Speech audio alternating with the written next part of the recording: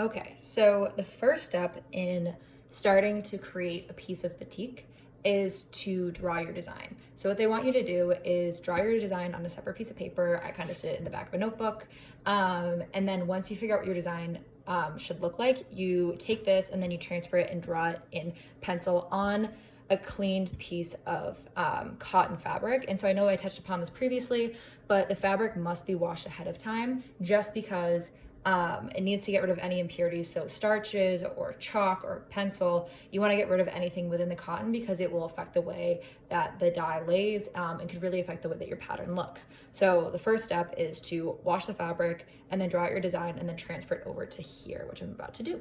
Okay, I like to preface that I am no artist, but I will try my very best. So this is kind of a flower that I drew. I liked the floral designs on these. So I'm just gonna honestly just draw a similar flower. It's my only flower I know how to draw. So it's the best it's gonna get. So I'm just gonna kind of start like this.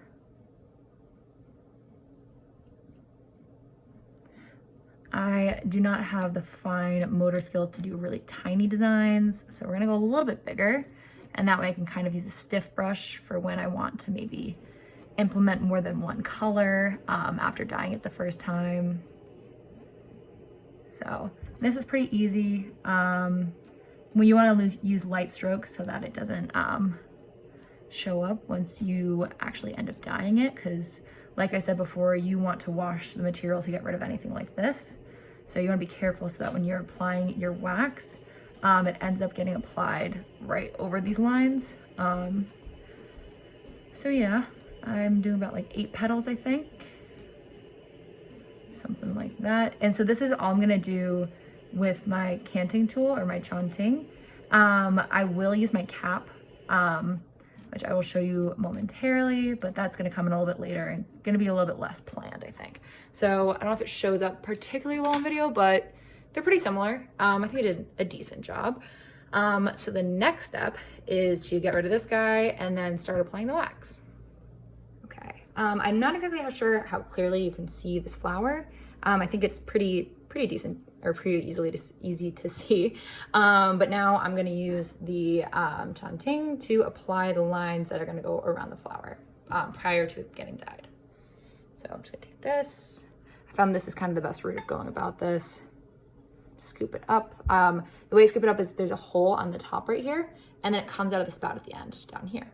So the way that, okay, so I'm just gonna refill that.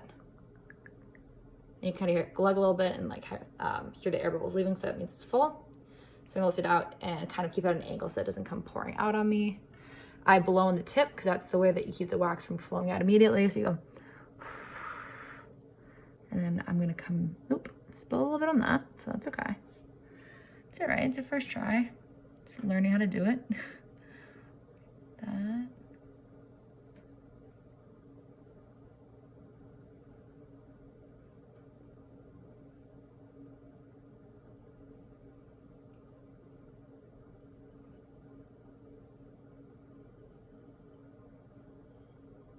So I'm just going really slowly because I'm not 100% sure on how best to do this.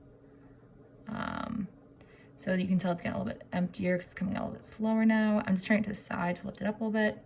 A few drops came off, that's okay. It doesn't need to be perfect, just kind of get the point across.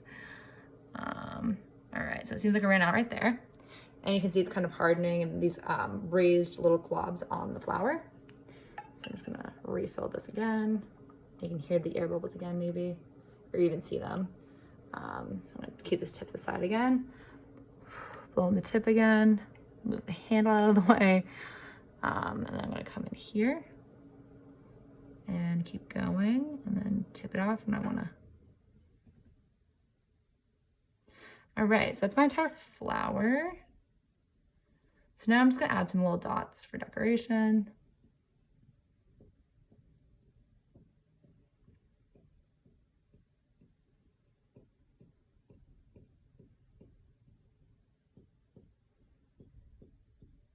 So these dots are kind of coming out like perfectly, which is pretty amazing. It's staying pretty stiff. And that's all that's left that is in the chanting, sorry.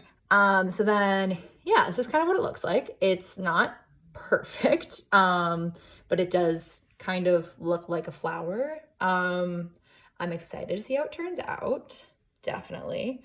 But then right now I'm going to show you guys how to use a cap.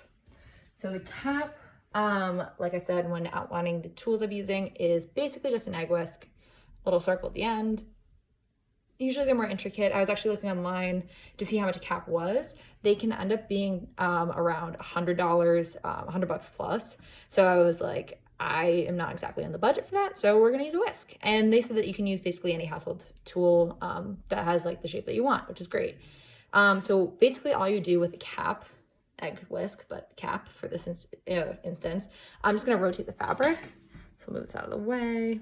I have a little bit of extra space down here. So if you want to do a design with a cap, you basically just dip it into, you dip it into the wax like this, shake off any excess, and then you stamp it. Oh, dry pretty quickly in here. It's probably because it's cold. So let me try again. Stamp. Does not seem to like my stamp. Sad. The wax is also getting a little bit cold.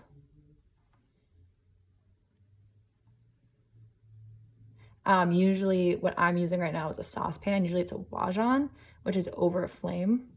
I unfortunately do not have access to that. So I am currently using a saucepan that one of my roommates let me borrow, which was very kind of them. So I'm just kind of doing like a circle pattern here. I'm just trying to make it quick so that the wax doesn't cool on me. So I'm kind of just going back over little areas that I already put down. And usually, obviously, the designs on these things are significantly more intricate, so you can just fly across a piece of fabric very quickly, apply the wax, in and out, piece of fabric done. Those are usually much more affordable versions of the art. And then using the chanting like I was using earlier, pieces are typically more expensive. So that makes a lot of sense though, just due to the time dedication needed for those. So I don't really know if applying this, I don't think applying it more than one time is as effective. But I just wanted to make sure I got a thick enough layer that it showed up on camera. But that's kind of what you do, is you have just a repetitive pattern going row after row. I can maybe put some a little bit closer over here, that. It's not gonna be the prettiest piece, but that's okay. Maybe my mom will like it. But yeah, so that's kind of the idea. So that's how, those are the multiple ways of applying the wax. Obviously there's also the stiff brush. So I can kind of show you an example of how to do that, just off in a corner on here. So down here, I have to spill a bit of wax earlier, so that's fine. So we're gonna use the paintbrush. So a stiff brush has some stronger bristles.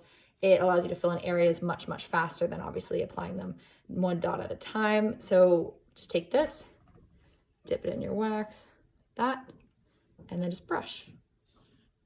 So you can see that it takes up much more area, much faster. When it dries, it shows up a little bit better. Like that. And so wax is called the resist, and that's because it obviously resists both the dye, it resists the water. So it kind of makes sense. But yeah, so we'll see how this turns out. I'm excited. But yeah, so this is my beautiful art piece that I'm so excited about. I can move it off of there. So once again, not perfect, doesn't need to be. But yeah, so this is kind of the cap drawings, the cap design. And then right here we have a flower, and then we have some brush strokes of the wax, just to see how the stiff brush affects it. It's a little bit harder to see, but there's that. So yeah, up next is the dyeing portion of it. To kind of finish out the overview of wax, this is kind of what the results kind of look like. I just kind of messed around and made a sun on one of these, so we'll see how that turns out.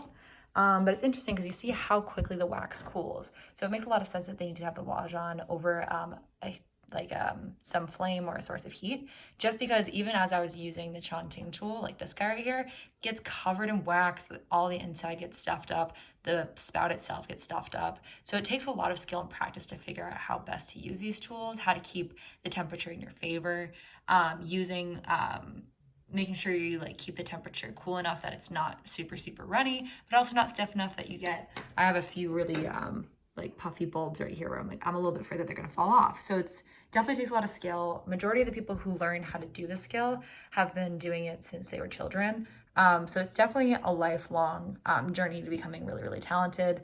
As you can see, my finest lines are not even that fine, and they are significantly thicker than what a lot of these really, really talented artists can do. So I'm excited to see how this turns out. But yeah, so that's kind of the end of the waxing section of this. Okay, so I'm currently